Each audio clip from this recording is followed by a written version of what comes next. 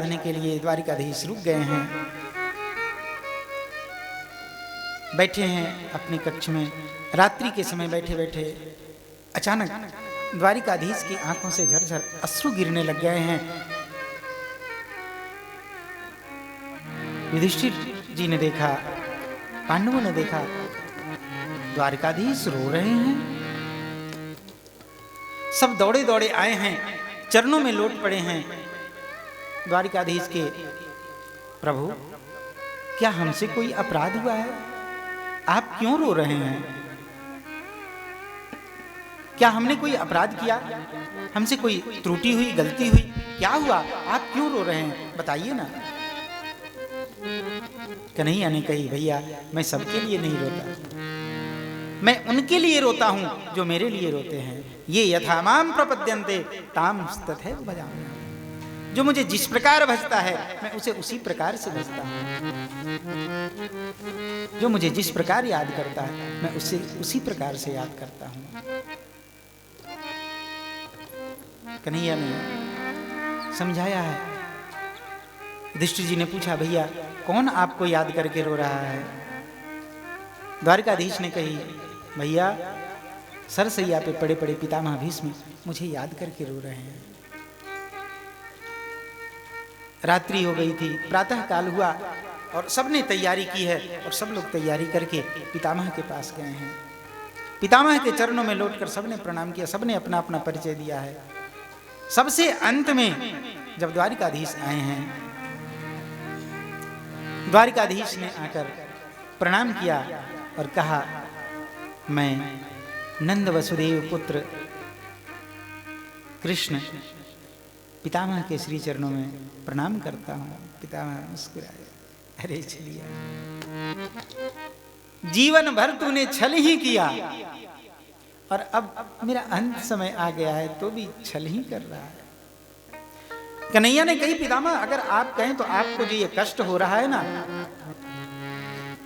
ये कष्ट मैं आपका एक पल में दूर कर दूं, आपको पुनः स्वस्थ कर दूं। पितामह मुस्कुराते हुए कहते हैं, छलिया अंत में भी छल की ही बात करने आया है। अरे संसार के लोग कहते हैं, देहांत काले तुम सामने हो, बंसी बजाते मन को लुभाते, गाता यही मैं तन नाथ त्यागूं, गोविंद दामोदर माधवेति। सारा संसार यह कहता है कि जब मेरा अंत समय आवे तो मेरी आंखों के सामने आप रहना, और आज मेरी आंखों के सामने तू है। मुझे इच्छा मृत्यु का वरदान प्राप्त है और आज तू आंखों के सामने है। मैं अब अपने इस प्राणों का परित्याग करना चाहता हूं और तब तू कह रहा है कि मैं आपको स्वस्थ कर दूं, आपको ठीक कर दूं। नहीं, इस समय में भी जो तू ये छल की बात कर रहा है, ये अच्छा नहीं लगता। ये जो माया का पर्दा तूने जीवन भर तो डाल रखा, ये अब अंत समय में भी ये माया का पर्दा हटाना। ये माया का पर्दा परमात्मा का वो बड़ा, मेरे गुरुदेव का एक पद है,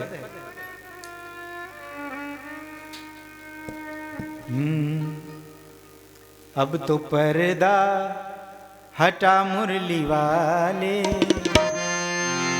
तुझसे मिलने को जी चाहता है।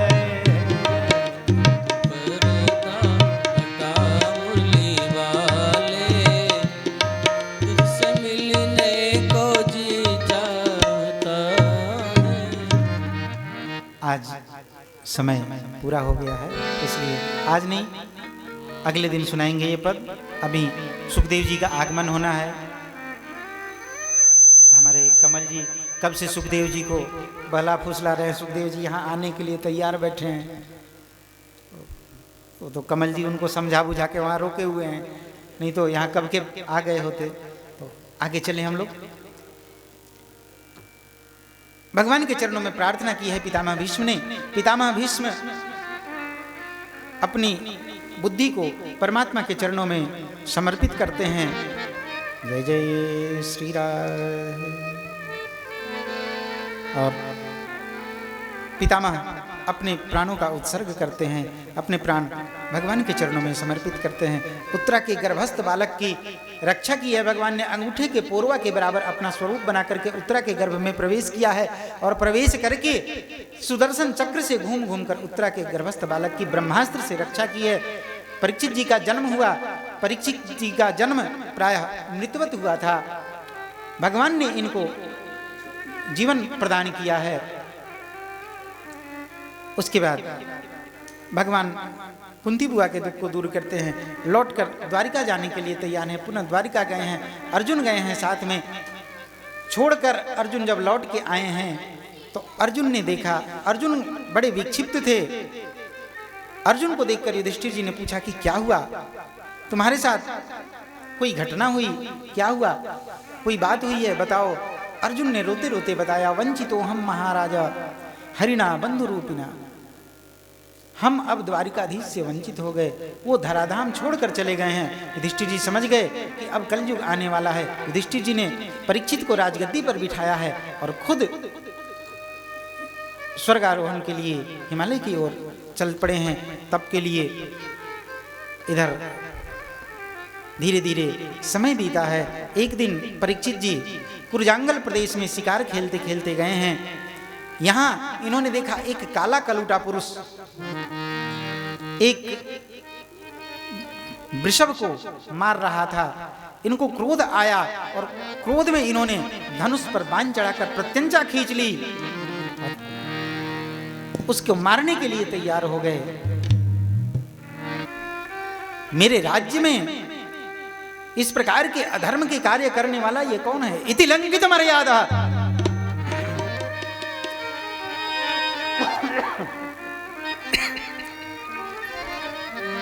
ये इस प्रकार मर्यादा का उल्लंघन करने वाला कौन है? वो काला कलूटा पुरुष हाथ जोड़कर परीक्षित जी के सामने खड़ा हो गया। बोले, जिस प्रकार सतयुग के बाद त्रेता, त्रेता के बाद द्वापर, द्वापर के बाद कलियुग का आना निश्चित है, मैं कलियुग ही हूं। अब मेरा समय आ गया है, ये तो मैं अपने धर्म का पालन कर रहा हूं। परीक्षित जी ने कहा, तू अपने धर्म का पालन कर रहा है तो तू मेरे राज्य से बाहर चला जा और वहां जाके अपने धर्म का पालन कर। कलियुग ने कहा कि प्रभु, पूरी पृथ्वी पे आपका राज्य है, मैं कहां जाऊंगा? परीक्षित जी ने कहा, ठीक है, मैं तुझे 4 स्थान प्रदान करता हूं। द्वितीयम पानम स्त्रीम सुना यत्रा धर्मश्चतुर्विधा, जहां जुआ खेला जाता है वहां रहना, जहां मदिरा पान किया जाता है वहां रहना। द्वितीयम पानम स्त्री सुना, जहां स्त्रियों का अपमान होता है वहां रहना, और जहां वध हत्या होती है वहां तू निवास करना। बोले, आपके राज्य में ये चारों ही नहीं है, अब कहां जाऊं? पुनश्च याचमानाया जात रूप मदात प्रभु ततो नृतम मदम कामम रजो वैरम च पंचमम। एक 5वां स्थान दिया। कौन सा? कंचन में, सोने में वास दिया है। रजो वैरम च पंचमम। जय जय श्री राम। और परीक्षित जी के मस्तक पर कलयुग बैठ गया। कलयुग अट्टहास करने लगा है। वहां से श्री परीक्षित जी चले हैं। रास्ते में श्री जय जय श्री राम। रास्ते में एक ऋषि बैठकर तप कर रहे थे। यहां आए हैं परीक्षित जी, पानी की याचना की है, प्यास लगी है, पानी दो। इनकी समाधि नहीं खुली। परीक्षित जी ने एक मरा हुआ सर्प उठाकर इनके गले में डाल दिया है। इनके पुत्र को जाकर किसी ने बताई कि तुम्हारे पिता के गले में मृत सर्प किसी ने डाल दिया है। इनके पुत्र ने साप दिया। इति लंघित मर्यादा तक्षक सप्तमेहनि, जिसने भी इस मर्यादा का उल्लंघन किया है उसको 7वें दिन तक्षक काटेगा। ऋषिवर को पता चला तो इन्होंने अपने शिष्य को भेजा है कि जाओ राजा परीक्षित को बता दो कि उनको 7वें दिन तक्षक काटने का साप लग गया है। परीक्षित जी आकर प्रायश्चित करने की सोच रहे थे। उन्हें मालूम हुआ कि तक्षक काटने का साप लगा है। परीक्षित जी अपना सारा राजपाट छोड़कर वन में चले जाने के लिए तैयार हुए हैं। गंगा किनारे आए हैं। डरडार दीजिए, उठी राह लीजिए, जिस राह में साहिब पाइए। श्री परीक्षित जी गंगा किनारे आए हैं, परीक्षित जी को सांप लगा है।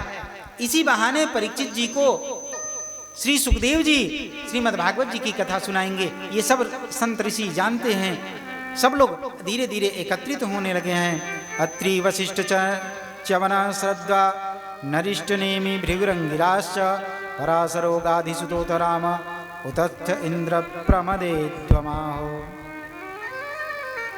ऐसे बड़े बड़े ऋषिगण संतगण उस सभा में आने लग गए हैं। सब लोग आके बैठते जा रहे हैं, कोई कुछ सुना नहीं रहा। अरे आप लोग परीक्षित के उद्धार के लिए आए हैं, कुछ सुनाओ। बोले नहीं, हम सुनाने लग जाएंगे तो सुखदेव जी आएंगे और आकर चुपचाप बैठ जाएंगे, हमें तो उनके मुख से आज यहाँ सुनना है। सब लोग बैठे थे, इंतजार कर रहे थे। इंतजार करते करते इंतजार की घड़ी समाप्त हुई।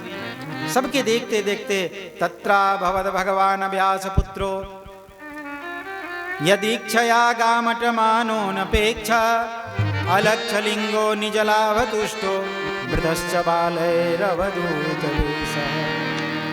सबके देखते देखते वहाँ श्री भगवान व्यास जी के पुत्र श्री सुखदेव जी आए हैं। तम द्वयष्टवर्षः सुकुमार पाद। देखने में 8 वर्ष कैसे लग रहे हैं, उम्र है 16 वर्ष की। ऐसी कोमल श्री सुखदेव जी आए हैं। देखा है सबने खड़े होकर स्वागत किया है। बोलिए श्री सुखदेव जी भगवान की जय।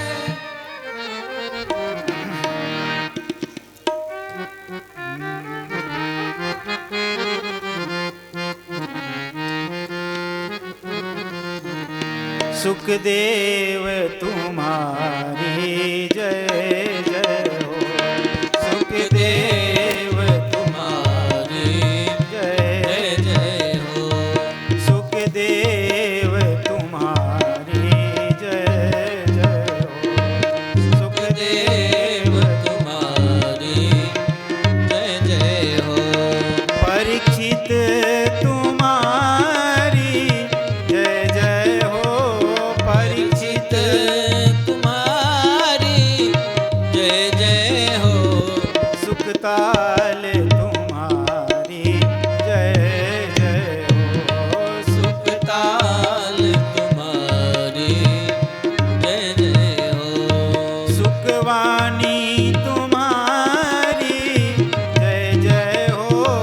सुखवाणी तुम्हारी जय जय हो।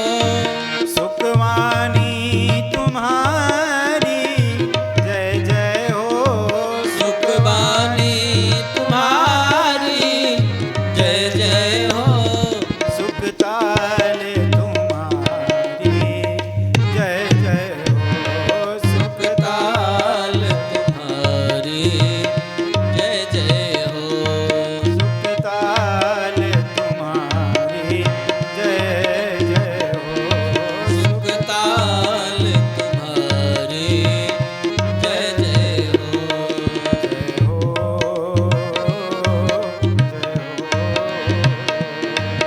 जय हो